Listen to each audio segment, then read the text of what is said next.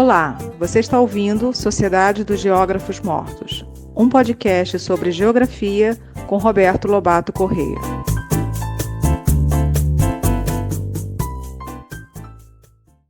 Boa tarde, pessoal.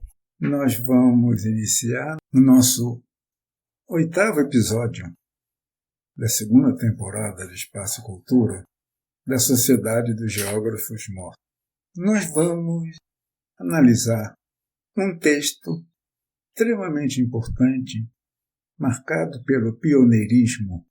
Esse texto diz respeito a um dos primeiros estudos sobre espaço e simbolismo. E foi feito por um sociólogo, mas com todas as características de um geógrafo. E a geografia cultural apropria-se desses autores que são capazes de analisar o espaço numa perspectiva do simbolismo. Eu estou me referindo a um autor americano chamado Walter Firey, F-I-R-E-Y,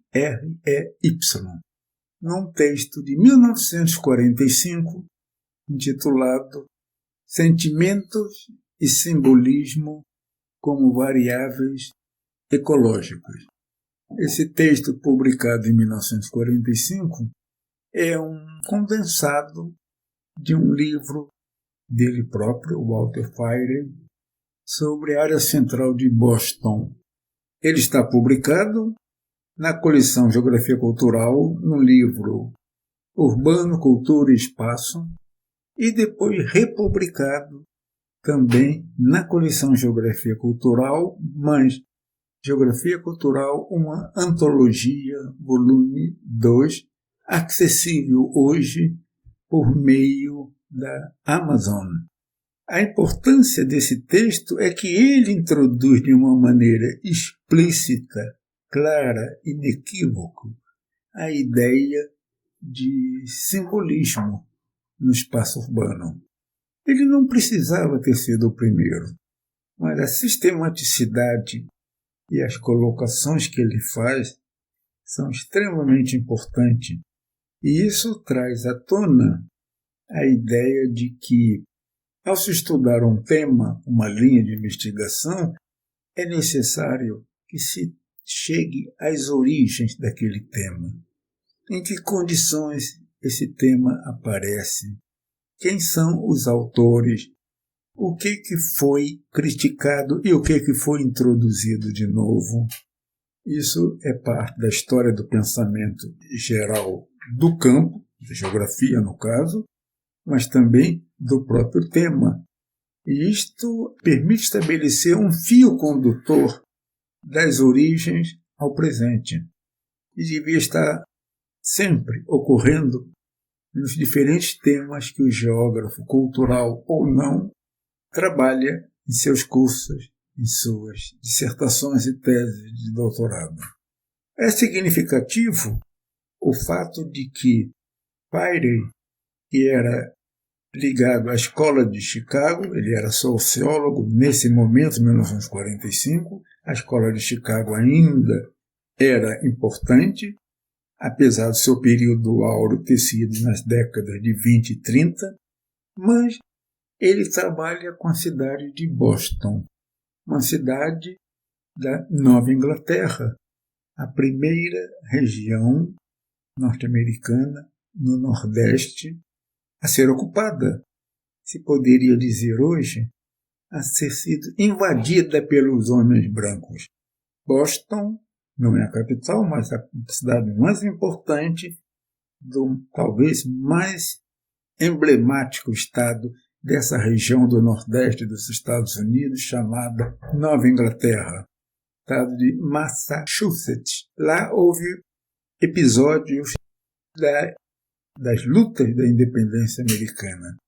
É uma cidade tradicional, bastante antiga, acumulando história e, portanto, permitindo que sentimentos e simbolismo pudessem ser registrados na paisagem urbana, no imaginário social, e que pudessem, então, ser resgatados para mostrar a importância da história na cidade. Uma cidade como Dallas, Houston, Seattle, Los Angeles, pouco. Atlanta, pouco.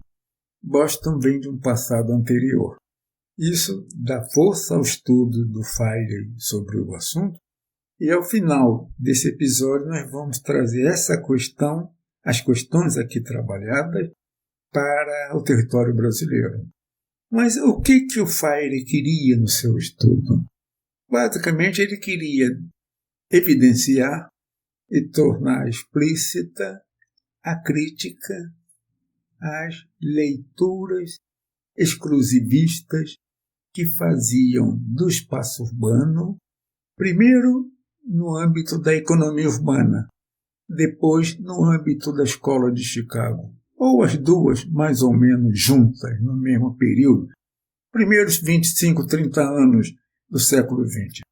Na economia, o espaço urbano, muito marginalmente trabalhado, era considerado segundo a perspectiva da teoria do valor-utilidade e da lei de rendimentos decrescentes, na perspectiva espacial, portanto, o modelo tuneiniano do decréscimo do preço da terra do centro para a periferia, e que isso acomodava esse declínio da distance decay, acomodava diferentes usos da terra. Ou seja, numa perspectiva claramente, e mais do que isso, unicamente economicista. A Escola de Chicago, ou Ecologia Humana, via a cidade como um exemplo de comunidade, ideia transferida da ecologia vegetal para a cidade, submetida à luta pela sobrevivência, ao domínio dos mais fortes, aos princípios de dominação, segregação, invasão e sucessão. Freire argumenta, há evidência de que tudo isso existe na cidade, mas há muito mais. Há uma perspectiva simbólica na ação humana. E nós lembramos aqui que o simbolismo é central na geografia cultural pós-80, pós-Sauer. Então ele analisa 3 casos. Primeiro, uma área residencial nobre junto ao centro de Boston, junto à área central de Boston, nas colinas de Beacon, Rio Colina. Vejamos, junto ao núcleo central da cidade de Boston, existe uma colina em cujas ladeiras no topo estão preservadas velhas residências do começo do século XIX. Residências conservadas, preservadas, modernizadas, mas mantido o estilo exterior, antigo, habitada por uma elite tradicional bostoniana, enquanto, ao redor da colina, a área habitada pela elite foi abandonada e transformada em gueto, ou seja, área segregada, constituída por cortiços, slums, habitados por negros e imigrantes em geral, e aquela ilha tradicional da elite. Freire argumenta que é a força dos sentimentos e simbolismo dessa elite branca, culta, tradicional, que faz permanecer ali aquela ilha, enquanto a elite bostoniana que vivia nas terras baixas, logo que foi possível, emigrou para os subúrbios, e essa área em torno da colina se deteriorou. As razões da sobrevivência dessa área nobre tradicional deve-se à força dos sentimentos, à força do passado, envolvendo aquela elite que sempre detivera o poder em Boston e que participaram ativamente da Guerra de Independência Americana. Não é a lógica do mercado.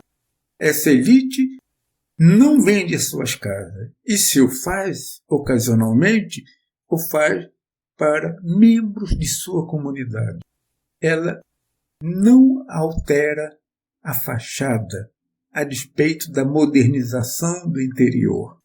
E ela resiste aos preços elevados que o mercado imobiliário oferece para transformar aquelas antigas casas em prédios de arranha-céu. É a força de sentimentos e o simbolismo que tem aquele bairro. Não resta dúvida que isso é uma política de classe, mas é a força de sentimento e simbolismo dessa classe social que faz preservar o que aparentemente é uma anacronia. Não é, portanto, nem o mercado, nem totalmente o princípio de invasão e sucessão que caracteriza a permanência, claro, desse grupo social ali, junto ao centro de Boston. O segundo exemplo de respeito ao Boston Commons e os cemitérios coloniais. Boston, o nome da cidade, Commons, C-O-M-M-O-N-S. A área comum de Boston, que corresponderia aqui no Brasil ao Rocio. É uma área junto ao centro, onde no passado, no período colonial, seria possível os pequenos agricultores e criadores de gado criar o seu gado, pastagem comunitária. O Boston Commons seria o Rocio de Boston. Eles ocupam uma área de 22 hectares, a 5 minutos a pé da rua principal de Boston. E atrapalha o trânsito, porque nenhuma avenida, nenhuma rua atravessa esse campo. E nada se faz ali. Aquele é um campo de gramínea. Não há jardins, não há monumentos, não há nada. Mas atrapalha a expansão da cidade, impede a expansão de determinadas ruas de comércio. Afinal, são 22 hectares, mas esse campo, Boston Commons, foi o palco onde as forças americanas, estadunidenses, treinavam durante a Guerra de Independência. Portanto, é um lugar impregnado de simbolismo. Ali está inscrita uma parte da história dos Estados Unidos e de sua independência. Segundo Fire, não há pressão para que esse status seja desfeito. É a força de sentimentos, de simbolismo que garante a permanência de algo que vai contra os princípios do mercado e os princípios da transformação ecológica. Junto aos Boston Commons, no centro de Boston, interrompendo as ruas comerciais altamente valorizadas e cercadas por prédios comerciais e de escritórios, há alguns cemitérios coloniais que já estão fechados há muito tempo. Ali ninguém mais é enterrado. Mas por que esses cemitérios permanecem no centro de Boston? Porque eles não foram desfeitos e ali surgidos prédios comerciais. Fire argumenta, de novo é a força de sentimentos e o simbolismo que levam à preservação desses cemitérios coloniais, porque ali estão enterrados membros das famílias poderosas de Boston e ainda enterrados líderes da Guerra de Independência. Portanto, a permanência desse cemitério é ligada aos sentimentos e simbolismo de uma elite branca que quer ver perpetuado o seu poder por meio da manutenção dos cemitérios coloniais. E se ali tivessem enterrados negros e operários de origem irlandesa, por exemplo, será que permaneceriam esses cemitérios coloniais? Provavelmente não. Portanto, é de novo uma política de afirmação de classe, mas que introduz, do ponto de vista do conhecimento e da interpretação da realidade, uma linha de investigação distinta daquela apoiada pela Escola de Chicago ou pela economia urbana de matriz neoclássica.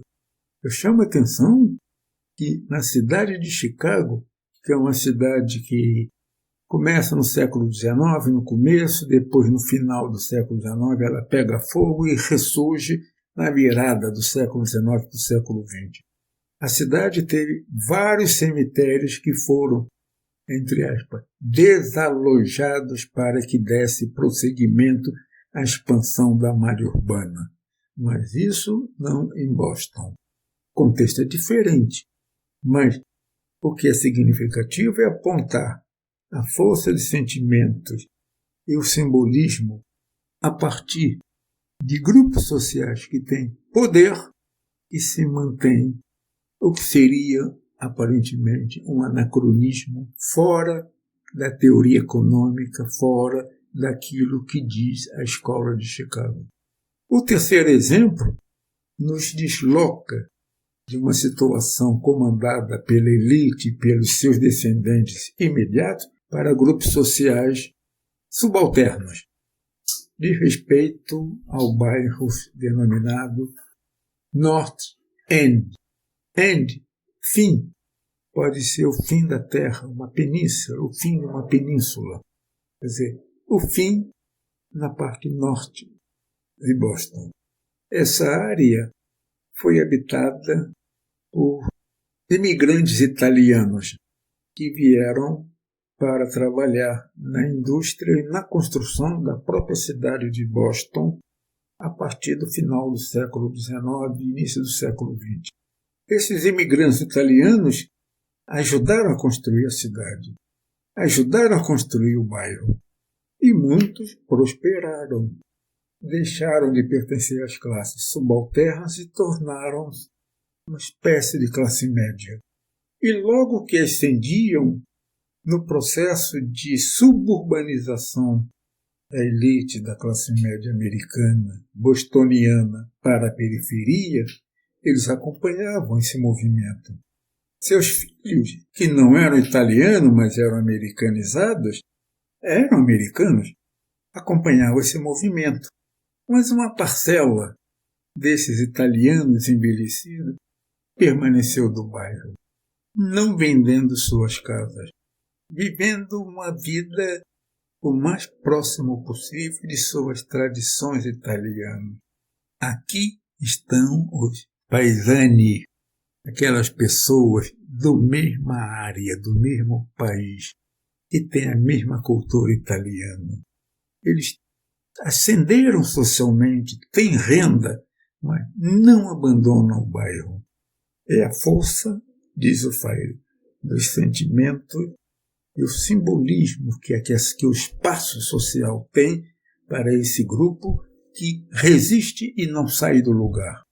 Com isso, o Freire traz, em 1945, gente, é importante datar o trabalho, porque um trabalho tem uma assinatura, tem uma localização espacial, tem uma datação. Esse trabalho de 1945, um trabalho pioneiro, e que aponta para um caminho da geografia cultural, é trabalhar o espaço na perspectiva de sentimento e simbolismo. O espaço não é meramente econômico. E a política que se faz no espaço não deriva exclusivamente do econômico, mas também do significado das representações que se faz a respeito desse próprio espaço. E aí aparecem questões para se estudar no Brasil. Quais são os exemplos de força de sentimentos e do simbolismo atribuído ao espaço que se possa atribuir às cidades brasileiras? Será que as cidades novas, sem passado colonial, sem passado, nos primeiros 30 anos do século XX, é possível resgatar isso? Não sei. As cidades novas, que não têm um passado de mais de 30, 40 anos, vocês imaginem Londrina, que tem o quê? Uns 800 mil habitantes? Talvez. Mas ela foi fundada em 1926, em Maringá, que tem 500 mil de habitantes ou mais, é de 1947. Mas, no entanto, cidades como Salvador, Rio de Janeiro, Recife, São Luís e, quem sabe, Belém, exibem uma temporalidade bem significativa, passando por diversas transformações, certamente com heranças acumuladas, não apenas no imaginário, mas também espacialmente. Esse é um campo de estudos que me parece extremamente importante, que os geógrafos culturais, quem sabe também geógrafos históricos com uma perspectiva cultural, possam encaminhar. O que falar dos significados existentes em espaços de cidades coloniais não muito grandes e que agem visando manter ou atribuir valores específicos a esse mesmo espaço. Que grupos sociais dele participam? O que se pode falar de cidades como Ouro Preto, se não toda a cidade, pelo menos um setor da cidade? Esse é um tema para se pensar.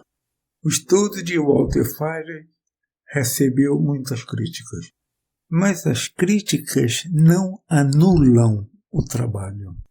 Ele tem aspectos extremamente positivos, incitadores para a pesquisa sobre o urbano no Brasil. Nós devemos nos apegar à positividade que um determinado trabalho apresenta. As críticas, gente, não há trabalho que não seja submetido à crítica. O meu trabalho de Milton Santos, o trabalho de Henri Lefebvre, o trabalho de Carl Sauer, o trabalho de Paul Vidal de La Blache. O seu trabalho, você que está me ouvindo, não há trabalho que não seja passível de crítica. Senão ele pode virar um livro sagrado, e mesmo assim há resistência. Portanto, o que existe de crítica que nós não aceitamos, mas como nós podemos reinterpretar e adotar ou considerar a contribuição, o lado positivo de um trabalho como esse de Walter Feiler, de 1945, sobre sentimento e simbolismo, e que, no meu entender, ilumina o campo de estudos da geografia urbana. Até a próxima!